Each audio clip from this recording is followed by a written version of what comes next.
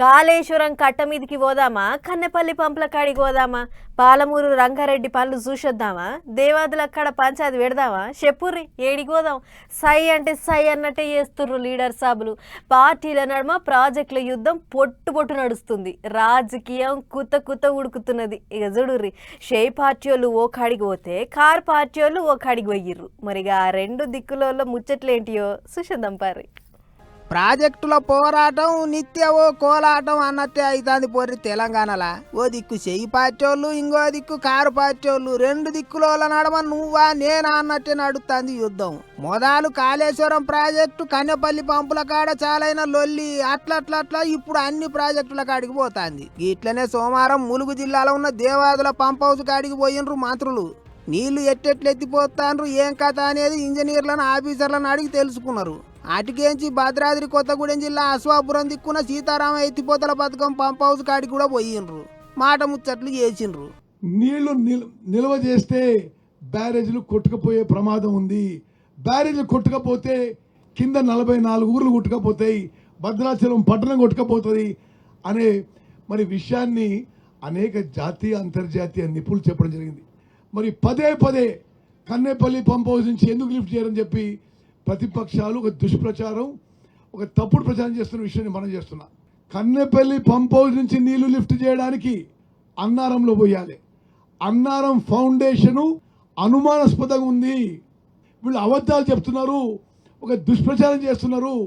గిట్లా ఓ దిక్కు కన్నెపల్లి కాడ పంపులు చాలు చేస్తలేరని కారు పార్టీ వాళ్ళంతా కయ్యం కాంచితే, గా పంపులు చాలు చేయకపోతేనేం ఇటు ఇంకో దిక్కుకేంచి నీళ్ళు ఇస్తానం కదా, రైతన్నలకు ఎటువంటి తిప్పలు లేకుండా చూస్తానం కదా అన్నట్టు మాట్లాడినరు మంత్రులు. ఇక చెయ్యి పార్టీ వాళ్ళు దేవాదుల సీతారామ సాగర్ దిక్కు పోతే, ఇంకో దిక్కు గులాబీ లీడర్లనంతా తోలుకొని లోయర్ మిడ్ మానేరుకు పోయిండు కేటీఆర్ సారు. చూడండి అక్కడేమి నడిచిందో.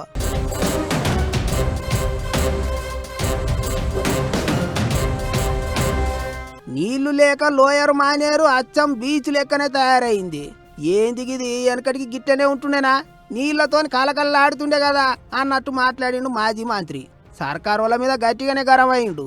ఈ ముఖ్యమంత్రి గారు, ఈ ప్రభుత్వం ఎంత క్రిమినల్ నెగ్లిజెన్స్తో, ఉద్దేశపూర్వకమైన నేరపూరితమైన నిర్లక్ష్య వైఖరిని అవలంబిస్తూ ఉండే నీళ్లను కూడా కిందికి వదులుతూ, మరి అక్కడ కింద పట్టిసీమలో ఆంధ్రప్రదేశ్లో పంపులు ఆన్ చేసి గోదావరి నీళ్లు తోడుకుంటుంటే, ఇక్కడ మాత్రం ఇక్కడ కన్నెపల్లి పంప్ హౌస్ ఆన్ చేయకుండా, దేవాదుల మోటార్లు ఫుల్ కెపాసిటీలో ఆన్ చేయకుండా, సీతారామ ప్రాజెక్ట్ కూడా పూర్తి కెపాసిటీలో పంపులు ఆన్ చేయకుండా ఎట్లా రైతులను ఇబ్బంది పెడుతున్నారు. మొత్తం గోదావరి బేసిన్లో ఉండే ప్రాజెక్టులు అంతా కలిపి చూస్తే కూడా ఎందులో కూడా ఇవాళ 20%కు పైగా నీళ్లు ఎక్కడ కూడా లేవు. ఇక అట్లుంటే సంగారెడ్డి జిల్లా నారాయణఖేడ్ దిక్కు మీటింగ్ అయిన ఇంకో మాజీ మంత్రి హరీష్ రావు సార్ ఏమన్నాడో చూడండి. మీరందరూ ఓకే అంటే ఆ బసవేశ్వరుడి స్ఫూర్తితో మనం పెద్ద ఎత్తున పాదయాత్రకు కూడా శ్రీకారం చూడడం త్వరలో. బసవేశ్వర టు సంగమేశ్వర, మన బసవేశ్వరునికి విగ్రహానికి నారాయణఖేడ్లో దండేసుకొని జరాసంగంలోని కేతకి సంగమేశ్వర దాకా నడుద్దాం. సంగమేశ్వర బసవేశ్వర ప్రాజెక్టు కొరకు పాదయాత్ర చేద్దామా అన్నట్టు అడిగిండు సారు. కొసెళ్లేదాకా కొట్లాడదాం అన్నట్టు కార్యకర్తలను గట్టిగానే ఉసారి చేసిండు. గిట్లా పంపులు ప్రాజెక్టుల చుట్టే తిరుగుతాంది ఇప్పుడు తెలంగాణ రాజకీయం. ఎగస్ పార్టీ వాళ్ళు మేం పోతాం అనగానే వాళ్ళకంటే ముందుగాల సర్కారు వాళ్ళే ప్రాజెక్టుల కాడికి పోతాళ్ళు, ఉల్టా మరల పడతాండ్రు. మరిగా ఎన్నొద్దులు నడుతుందో ఏమో చూడాలే ప్రాజెక్టుల లాడాయి. సరే లాడాయి పెట్టుకుండ్రు గాని పనులన్నీ ఎగిరపెట్టి ప్రాజెక్టులన్నీ కట్టుండ్రు సార్లు, నీళ్లకు మాత్రం లోటు లేకుండా చూడండి సార్లు అని అడగబట్టిండ్రు పబ్లిక్. రైతు బాగుంటేనే రాజ్యం బాగుంటుందని మన పెద్దలు ఎన్నడో చెప్పిర్రు.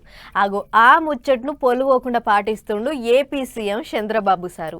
పంటలు పండాలంటే నీళ్లు కమ్ముగా ఉండాలి, నీళ్లు కమ్ముగా దొరకాలంటే ప్రాజెక్టులు బందోబస్తు ఉండాలి. అందుకే రైతులకు బలమైన ప్రాజెక్టుల పనులు ఎట్లెట్లా నడుస్తున్నాయి, ఏం కథ అని అరుచుకుంటానికి పోయిండట. మరి పోయిన కడ సార్ ఏమన్నాడో మనం కూడా అరుచుకోవాలి కదా పాన్రి. సోమవారం ధవళేశ్వరం కట్టకాడికి పోయిండు ఏపీ సీఎం చంద్రబాబు సారు. కట్టకున్న కొన్ని గేట్లు ఖరాబైన ముచ్చట ఎరుకున్నదే కదా, ఒక వీటిని వీకేసి వాటి జాగల కొత్త గేట్లు పెట్టబోతుంది సర్కారు. మొత్తం 150 కోట్ల రూపాయలు ఖర్చు పెట్టి 117 గేట్లు కొత్త తయారు చేయబోతుంది. ఇక ఆ పనులను చాలు చేసిన సీఎం సారు నీళ్ల మంత్రి నిమ్మల సార్తో కూడి అంతా ఓ మలక కల తిరిగి చూసిండు. అటెనుక పిచ్చుకలంకలు పెట్టిన మీటింగ్ లో మాట్లాడుకుంటా వచ్చే పుష్కరాల నాటికి ధవళేశ్వరం కట్ట పనులు మొత్తం ఒడిచిపోతాయి. అసలు గోదావరి జిల్లాలలో ఇలా నీళ్ల చేస్తున్నారు లేకుండా దండిగా పంటలు పండిస్తున్నారంటే దానికి కారణం కాటన్ దొర పుణ్యమే. ఆయన కట్టిన ఈ ధవళేశ్వరం కట్ట చేయంగా రైతుల ముఖాలు ఎలిగిపోతున్నాయి. అందుకే ఆయన విగ్రహాన్ని ఊరూర పెట్టిరని మాట్లాడుకొచ్చుండు. అంతేకాదు పాత సర్కారు ఏలుబడిలో ఉన్నప్పుడు బ్యారేజ్ గేట్లు కొట్టుకుపోయినా సుధా పట్టించుకోలేదు. అసొంటిది కూటమి సర్కారు ఏలుబడిలోకి వచ్చినాక దాని ఆలతే మారుస్తున్నాం అన్నాడు సారు. మీ అందరికీ తెలుసు, తర్వాత వచ్చిన ప్రభుత్వం గేట్లు మార్చడమే కాదు, గేట్లు కొట్టుకోబోతే కూడా గేట్లు పెట్టలేని పరిస్థితి, గ్రీస్ వేయలేని పరిస్థితి, ఇలాంటి చాలా సమస్యలు వచ్చి ఇబ్బంది పడే పరిస్థితికి వచ్చారు. ఈడికే ఒడవలే పనిలే పని పాత సర్కారులకు సుధా గట్టినే సూచి పెట్టిండు. రాష్ట్రంలో ఏ సమస్యలు లేవు. బ్లేడ్ బ్యాచ్ తో రసరస లేదు, గంజాయి బ్యాచ్ తో రసరస లేదు, కానీ ఇంకొక బ్యాచ్ తో మాత్రం పెద్ద తిప్పలే ఉందని మాట్లాడుకొచ్చిండు. బ్లేడ్ బ్యాచ్ తో సమస్య లేదు, గంజాయి బ్యాచ్ తో సమస్య లేదు, కానీ కొత్త బ్యాచ్ ఒకటి వచ్చింది. ఎవరయ్యా? గొడ్డలి పార్టీ.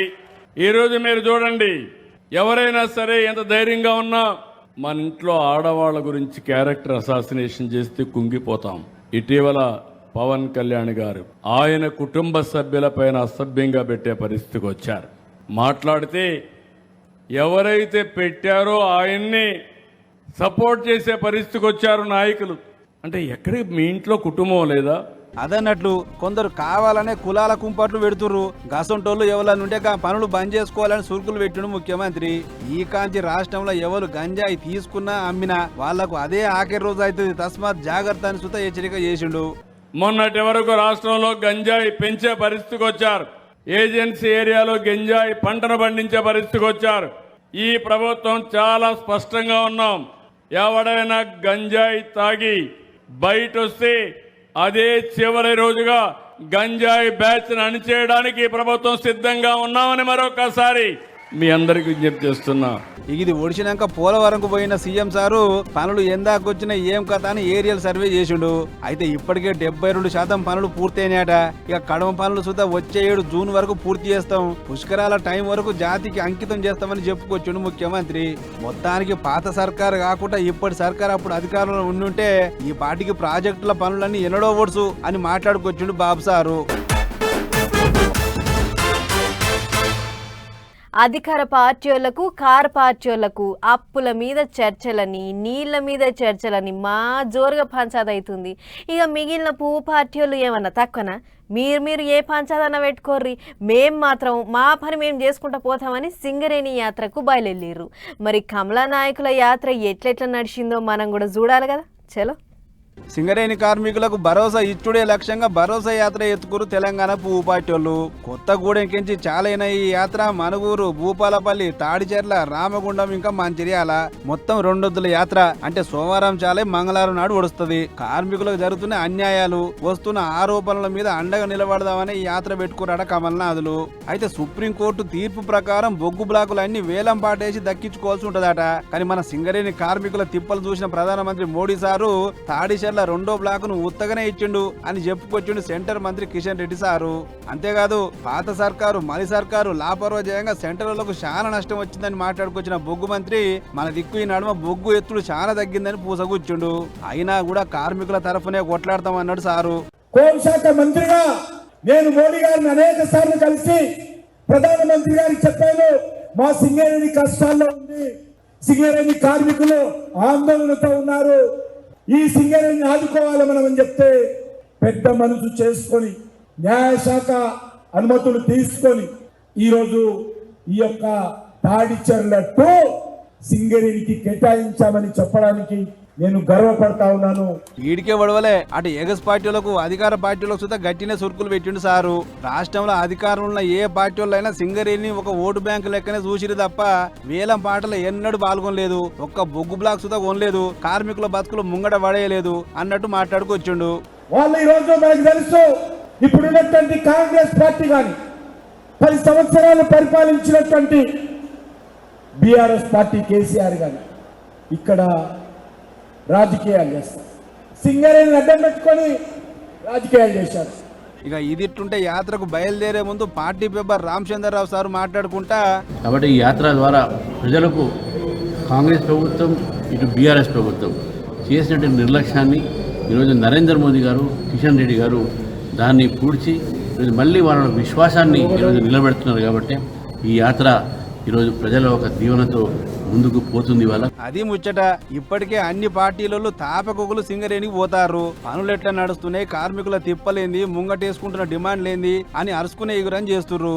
అంతేకాదు రేపు సింగరేణి ఓట్లు సుతా రాబోతున్నాయి అంటారు. మరి అప్పటిలోపు కార్మికుల తిప్పలు తీర్చాలే, సింగరేణి కాడ మన బలం పెంచుకోవాలని అందరూ వాళ్ళ ఇకమతులు చేస్తుర్రు. మంగళవారం నాడు బహిరంగ సభ పెట్టి కార్మికులకు అండగా నిలబడదామని చెబుదామని చూస్తురట.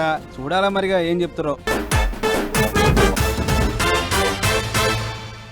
సోషల్ మీడియా తెరిస్తే చాలు ఆ హీరో రాజకీయాలకు వస్తుండు, ఈ హీరో రాజకీయాలకు వస్తుండు అని ఒకటే ముచ్చట్లు.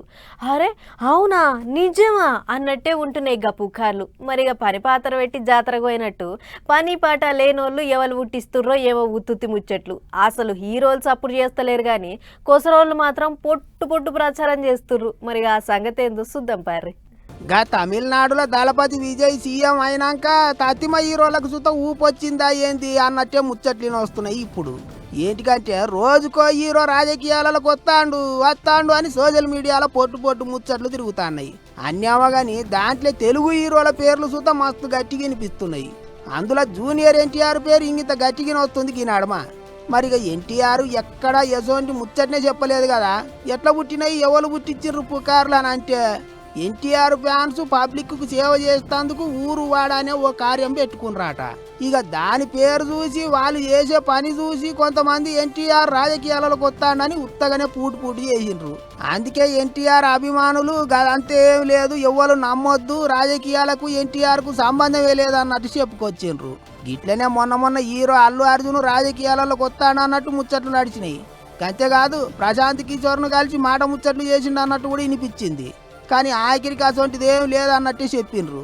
గిట్ల హీరోలు రాజకీయాలకు తయారైతుండ్రు అని పూటకో పేరు వినిపిస్తున్నది. తమిళనాడులోనైతే ధనుష్, సూర్య ఇట్లా చాలా మంది పేర్లే బయటకు వచ్చినాయి. అయితే గమ్మత్ ఏంటిదంటే ఏ ఒక్క హీరో సుత ఎక్కడ రాజకీయాల గురించి చిన్న మాట కూడా మాట్లాడతలేరు. కానీ సోషల్ మీడియాలో మాత్రం తాడు బొంగరం లేని ముచ్చట్లు గిర్ర తిరుగుతున్నాయి. బాలే ఉన్నది పోని అనుకుంటారు ఇప్పుడు పబ్లిక్. ఊరికో రాజకీయం, వాడకో పంచాది. ఒక్కో జాగల ఒక్కో తీరుగా నడుస్తుంటది రాజకీయం. ప్రత్యర్థులను షెట్లు పట్టించేందుకు లీడర్లంతా ఎత్తులు జిత్తులు ఎన్నెన్నో చేస్తుంటారు. రకరకాల ప్లానింగ్లు వేస్తుంటారు. సందు దొరికితే చాలు గిచ్చినట్టు గిలినట్టు చేస్తుంటారు. ఇక చూడుర్రి జగిత్యాల దిక్కు అచ్చం గిట్లనే నడుస్తుంది ఇప్పుడు రాజకీయం. రాజకీయాలలో శాశ్వతమైన దోస్తులు దుష్మన్లు ఉండరని అంటుంటారు కానీ మనసులో పెట్టుకుంటే మాత్రం ఇగో గిట్లనే చేస్తారు కావచ్చు. ఇంతకేమైందంటే జగిత్యాల రూరల్ మండలం చెలగల్ దిక్కు కేంద్రీయ విద్యాలయం భవంతి ఘటనకే శంకుబండ బాధించిండ్రు. ఇక ఆ మీటింగుకు ఎంపీ అరవింద్ సారు, మంత్రి అడ్లూరి సారు, విప్పు Aadi Srinivas sir, Choppadandi MLA Satyam sir, MLA Sanjay Kumar sir అంతా కలిసి పోయినరు. ఇక పెద్ద మనుషులు వచ్చిండ్రని పువ్వు పార్టీ నాయకురాలు బోగ శ్రావణక్క అందరికి సెలబట్టలు కప్పి సన్మానం చేసింది. అయితే ఒక్క జగిత్యాల ఎమ్మెల్యే సంజయ్ కుమార్ సారును మాత్రం పట్టించుకోనే లేదు. పక్కపోంటే ఉన్న అందరికి సెలబట్ట కప్పింది కానీ దండం పెట్టింది కానీ కనీసం ఎమ్మెల్యే ముఖం కూడా చూడకుండా పక్కకు పోయింది అక్క. ఇక ఏటికట్లా చేసింది ఏమైంది అని అంటే అప్పట్లో జగిత్యాల మున్సిపల్ చైర్పర్సన్ సీట్లే ఉన్నప్పుడు శ్రావణక్కకు ఎమ్మెల్యే సంజయ్ కుమార్ కు నడుమ సింటెం పడేది కాదట. గాలొల్లు ఏవట్టి ఆమె పదవికి పార్టీకి రాజీనామా పెట్టిపోయి పువ్వు పార్టీలో చెరికైందట. ఇక అప్పటి సందు దొరికితే చాలు ఎమ్మెల్యే సాబును చెడామాట అరుచుకుంటూనే ఉన్నది. అందుకే ఇక ఇప్పుడు గిట్ల చెల్లబట్ట కప్పకుండా ముఖం తిప్పుకొని పోయింది అని అంటారు. ఇక ఈ వీడియో సోషల్ మీడియాలో పొట్టు తిరుగుతుండేటాలకు నాలుగు తీర్ల కామెంట్లు పెట్టబట్టిరి. ఎన్నున్నా చెల్లబట్ట కప్పేది ఉండే ఎమ్మెల్యే సాబుకు పాతార లేకుండా చేస్తే ఎట్లా అని కొంతమంది కామెంట్లు రాస్తుంటే ఇంతమంది పువ్వు పార్టీ వాళ్ళు ఎమ్మెల్యేకు సూటి పెట్టినరా అన్నట్టు కామెంట్లు రాస్తుండ్రు. ఏమైనా జగిత్యాల రాజకీయమే రాజకీయం.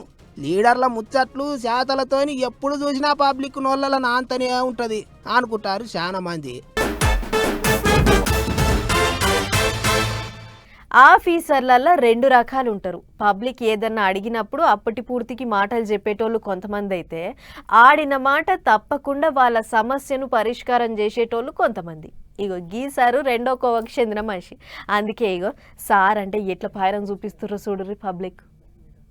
వారి అవ్వా చూసినరా పేరుకు పెద్ద కొలువైనా తీరుకు మటుకు మన ఇంట్లున్న అన్న తమ్ముని లెక్కనే ఉన్నాడు ఆదిలాబాద్ జిల్లా కలెక్టర్ రాజర్షి సారు. అందుకే ఆదిలాబాద్ జిల్లా జాతర్ల గ్రామంలో ఉండే సుభద్ర అనే ఈ అక్క పాయిరంగా సారుకు వెండి రాఖీ కట్టింది.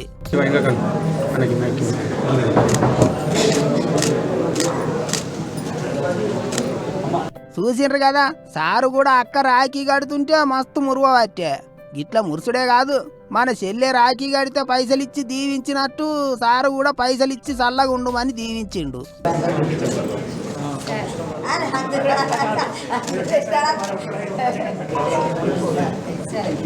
చూసిర్రు కదా, ఇసోంటి ప్రేమ కోర్టు గుమ్మరిచ్చినా దొరకదు. మరి ఇంతకు అక్క వెండి రాఖీ ఎందుకు కట్టింది అని అంటే, దివ్యాంగురాలైన గీ సుభద్రక్కకు ఉండనికే సరిగ్గా ఇల్లే లేదట. అట్లయిగా తనకున్న గోస అంతా కలెక్టర్ సారుకు చెప్పుకుంటే అక్క బాధ చూడలేక అక్క ఎంబడే ఇందిరమ్మ ఇల్లు మంజూరు చేపించిండట. ఈనాడమనే సుభద్రక్క ఇళ్లలో కూడా పోయిందట. అందుకే ప్రజా దర్బారుకు పోయి వెండి రాఖీ కట్టింది. అక్క వెండి రాఖీ కట్టుడుతోని ఆడ ఉన్నోళ్ళందరూ మస్తు పరేషాన్ అయ్యిండ్రు. నిజంగా ఆఫీసర్ అంటే ఏగో గిట్లుండాలి అని మస్తు మెచ్చుకున్నారు కలెక్టర్ సారును. అట్లా ఇక సోషల్ మీడియాలో కూడా ఈ వీడియో ఇప్పుడు గిర్ర తిరుగుతుంది. అందరూ ఆఫీసర్లు కూడా గిట్లనే పనిచేసి పబ్లిక్ మనసు గెలుచుకుంటే ఎంత మంచిగా ఉంటుంది కదా అనుకుంటుర్రు ఇంగింతమంది. ఊర్లు మారుతున్నాయి, పేర్లు మారుతున్నాయి, మనుషులు మారుతుర్రు, టెక్నాలజీ మారుతుంది. కాలానికి తగ్గట్టు రోజు రోజుకు అన్నీ కొత్తగా తయారవుతున్నాయి. మరి మారాలి.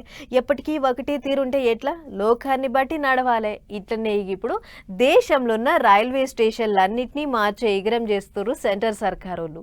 ఏక్సే బడికే ఏ కన్నట్టే మార్చేస్తుర్రు. ఇక చూడుర్రి, అట్లనే మన దగ్గర ఓ రైల్ స్టేషన్ ఎట్లా తయారైందో చూసిండ్రా, చెక్కున మెరిసే లైట్లు, కిందికి మీదికి తిరిగే మెట్లు, పబ్లిక్ ఊజానికే పెద్ద అర్రలు, దాంట్లో నెంబర్ ఏకు కుర్చీలు, గర్మీ కాకుండా ఏసీలు, గిట్లా ఒక్కటి కాదు పోన్రి, ఏం లేవు ఇక్కడ, సకల సౌలతులే ఉన్నాయి. మరి ఇంతకిది గాలి మోటార్ల డిపోనా ఎట్లా అనుకోగలరు? కాదుల్లో మన హైటెక్ సిటీలో ఉన్న rail station Amrit Bharat station పథకం కింద సెంటర్ వాళ్ళు 26 కోట్లు ఖర్చు పెట్టి గీ తీరుగా తయారు చేసిండ్రు. ఇప్పటికే అన్ని పనులు ఒడిచినాయి. వచ్చే 17వ తారీఖు నాడు కూకున్న జాగలకేంచే ప్రధానమంత్రి మోదీ సారు కటక ఒత్తి చాలు చేస్తాడట.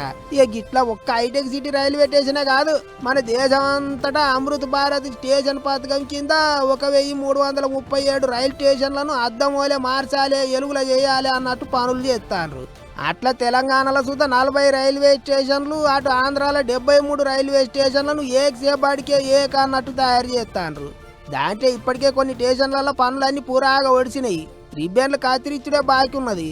ఏమైనా ఎప్పుడో వెనకట కట్టిన రైలు స్టేషన్లను ఇప్పటి కాలానికి తగ్గట్టు అన్ని సౌలతులతో మంచిగా చేస్తారు. ఈ ముచ్చట్లలోనైతే సెంటర్ వాళ్ళను తారీఫ్ చేయాల్సిందే అని అంటుర్రు జనాలు. మనం చుట్టాల ఇంటికో దోస్తుల ఇంటికో పోతే చూడనీకి ఏదైనా ముద్దుగా కనిపిస్తే, అక్క గీ పడదలు ఎడగొన్నారు, డిజైన్ మస్తు మంచిగా ఉన్నది, నేను కూడా కొట్ట చెప్పు అని అడుగుతుంటాం. అంతేగాని వాళ్ళు చూడనప్పుడు లటుక్కున తీసుకొని బ్యాగులు అయితే పెట్టుకోం కదా. గట్ల చేస్తే మంది సొమ్ముకు మంగళారతి, మన సొమ్ముకు శనారతి అన్నట్టు అంటారు. అగో అచ్చం గీ ముచ్చట కూడా గట్లనే ఉన్నది. ఫ్రీగా వస్తే ఫినాయిల్ కూడా ఈడ్చేటట్టు లేరు మనుషులు. చూడుర్రి, రైల్వే శాఖ వాళ్ళు రాత్రి పగలు తిప్పలవాడి పబ్లిక్ కు సవలతులు పెంచాలని ఈగురం చేస్తుంటే, ఉపాయం చేసినోనికి అపాయం చేసినట్టు ఏసీ బోగిలల్లో ఇచ్చిన దుప్పట్లను, మెత్తలను, మెత్త కవర్లను, మెత్తటి తువాళ్లను ఇంటికి చేరే రైలు స్టేషన్ రాగానే అలకగా బస్తాల పెట్టుకొని మాయం చేస్తున్నారట జనాలు. గట్ల 4 ఏళ్లలో 46 లక్షల తువాళ్లు, 41 లక్షల బెడ్షీట్లు, 23 లక్షల మెత్తల కవర్లు, 13 లక్షల దుప్పట్లు మాయం చేసిండ్రట. మరి ఈ ముచ్చట ఎట్లా ఎరికైంది అని అంటే, సమాచార హక్కు చట్టం కింద ఒకళ్ళు వివరాలు అడిగితే గీ లెక్కలన్నీ బయటపడ్డాయి. కరోనా కాలం కేంచి గిదే కథనట. దినాం గిట్లనే కొంతమంది దుప్పట్లను, మెత్తలను, తువ్వాలను దొంగతనం చేస్తున్నారట. లాభం ఒకరికి పాపం ఒకరికి అన్నట్టు 4 ఏళ్లలో ఇప్పటికే కాంట్రాక్టర్లకు 104 కోట్ల రూపాయల నష్టం వచ్చిందట. ఇక ఇట్లయితే రూపాయి మిగిలది మీదికెళ్ళి దండుగా పడుతుంది అని రైల్వే అధికారుల చెవుల ఎత్తే, జోధ్పూర్లో, రాంచీలో, ఢిల్లీలో, ముంబైలో, అహ్మదాబాద్లో ఎక్కువ దుప్పట్లు మాయమవుతున్నాయని, ఇప్పటి సంది దుప్పట్లు, టవాళ్ళు దొంగతనం కాకుండా ఆఫీసర్లంతా బందోబస్తుగా పనిచేయాలని ఆర్డర్లు వేసిండ్రట. అయినా ఊరోనికి ఒక పని ఉంటే ఊసుగాన్లోనికి ఇంకో పని అన్నట్టు గీదేం పని? ఏసి బోగిలల్లో ఇచ్చే దుప్పట్లు తువ్వాళ్ళు మెత్తలు నచ్చితే బయట కొనుక్కోవాలి అంతేగాని ఇంటికి పట్టుకపోతా అంటే ఎట్లా ఇస్తే ఒక బాధ ఇయ్యకపోతే ఒక బాధ పిరిగా వస్తే పినాయిలు కూడా ఇడిచిపెట్టేటట్టు లేరు కదా అని చాలా మంది కోపానికి వస్తున్నారు. ఏం మనసులో ఏమో మరిగా. చలో మరేపన్నమాట ఇయాల్టి పటాస్ న్యూస్ ముచ్చట్లు ఇంకో ఎపిసోడ్లో మళ్ళీ కలుసుకుందాం. నమస్తే.